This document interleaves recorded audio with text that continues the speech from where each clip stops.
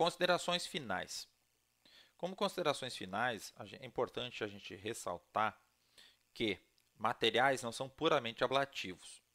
Existem outras mudanças de fase que acontecem em alguns materiais, e uma dessas, apenas para exemplificar, é a pirólise, ou seja, quando o material ele recebe um fluxo de calor e ele vai degradando lentamente, ele vai degradando, ou seja, ele não carboniza instantaneamente. Né? Então nós não temos ali, sempre a gente botou ali em cima, zona carbonizada removida. Ou seja, o que acontece nesse caso? Nós temos um fluxo de calor entrando, a mudança de fase ela acontece gradativamente, ou seja, o material vai degradando, vai ficando poroso e vai cada vez mais sendo degradado. Ou seja, quando a temperatura atinge um determinado valor, uma determinada temperatura, esse material começa a degradar. Então nós temos a primeira fronteira móvel, que nós vamos supor aqui sendo SP.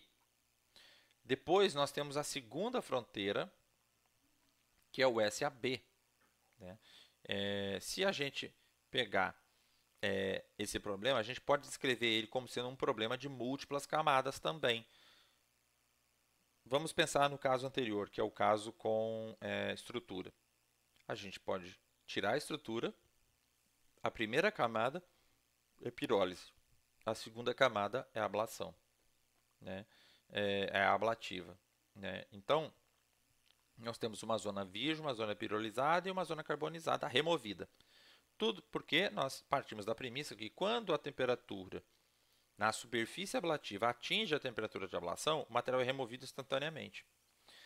Mas quando atinge a temperatura de pirólise, vamos adotar dessa forma, que é o TP, já que nós estamos fazendo em TAB, TP, né, temperatura de pirólise, ela não é removida, ela é degrada. Então, se ela degrada nesse período, então nós mantemos essa espessura do material. Só que nesse material poroso, ele é cheio, ele é permeado de gás que impede também o fluxo térmico. Logo, considerar materiais que não são puramente ablativos, mas que eles existem uma degradação no tempo, né, tempo e temperatura, é interessante também para proteções térmicas. Então, é uma coisa bastante interessante a gente pensar nesse tipo de aplicação e verificar, então, a flexibilidade do método GTT na solução de problemas. Tanto uma camada, né, um material puramente ablativo, ou um material puramente ablativo mais uma camada estrutural, ou um material pirolítico, ou um material que possui pirólise, mas também tem uma camada estrutural, enfim, múltiplas camadas. Né? As aplicações são várias. Como referências para produzir esse material, utilizamos duas referências. Uma delas é o paper de 2009, que foi publicado na High Temperature, High Pressure, onde a gente apresenta a técnica transformadora integral para problemas ablativos. E esse paper foi produzido a partir da tese na qual é abordado essa técnica para problemas de proteção térmica de entrada de equipamentos espaciais, onde a gente apresenta pirólise, foi apresentado problemas ablativos, problemas multicamadas, mostrado séries de convergência e etc.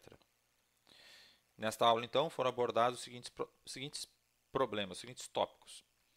Problemas transientes, com contornos variáveis, numa aplicação geral, numa forma mais geral. A aplicação para problemas de ablação simples, uma camada simples, e a aplicação de problemas multicamadas. Lembrando que nesse problema multicamada não foi apresentado o caso onde existe ali a camada, a regressão da pirólise, porque seria simplesmente uma dobra da formulação do período de ablação. Então, nós teríamos o primeiro período sendo pré-ablação, esquentou, ou pré-pirólise nesse caso, porque esquentou até atingir a temperatura de pirólise. Aí a gente iniciaria uma nova formulação, onde a gente agora tem a fronteira móvel de pirólise. O fluxo térmico continuaria sendo imposto na fronteira, até que a temperatura da fronteira onde o fluxo é imposto atingisse a temperatura de ablação. Aí nós teremos as duas fronteiras variando junto. Esperamos que vocês tenham compreendido os temas abordados aqui e nos vemos na próxima aula.